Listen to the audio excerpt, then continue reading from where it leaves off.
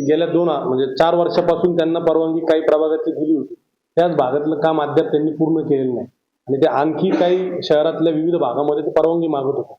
आयुक्त साहेबांचं असं म्हणणं होतं की परवानगी द्यावी लागेल, परंतु काही नगरसेवक होते आणि महापौर मॅडम होते, आम्ही होतो. आम्ही त्यांना असं सांगितलं का बुवा तुम्ही पहिले जे नवीनने आम्ही जे रस्ते केलेत ते तर कुठल्याही परिस्थितीत आम्ही खोदून देणार नाही, कारण ते जर रस्ते खोदले तर एवढा मोठा निधी आणून जर आज आपल्याला चांगले रस्ते कुठेतरी आता दिसत आहेत, तर ते परत जर खोदले तर त्या ठिकाणी ते परत होणार नाही.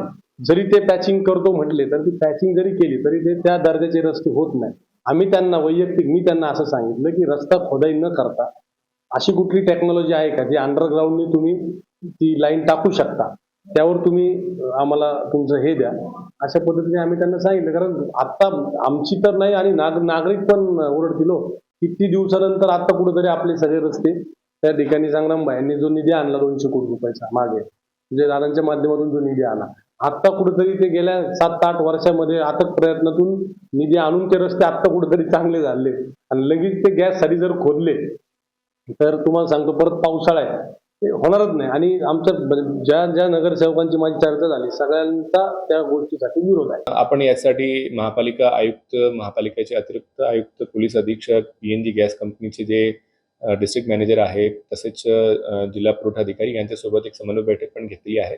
आणि आपण जे पण पॉलिटिकल रिप्रेझेंटेटिव्ह आहेत त्यांना सुद्धा कॉन्फरन्समध्ये घेतोय की पीएनजी गॅस लावल्यानंतर आपल्या शहराचे, आपल्या नागरिकांना सुद्धा कमी कॉस्टमध्ये आणि चांगली क्वालिटीची सेफ गॅस आपण देऊ शकतो. आणि केंद्र शासनाचे आपण धोरण तसंच आहे की आपल्या अहिल्यानगर महापालिकामध्ये जी मंजूर झालेली पीएनजी गॅस लाईन आहे ती लवकरात लवकर आपल्याला पूर्ण करायची आहे.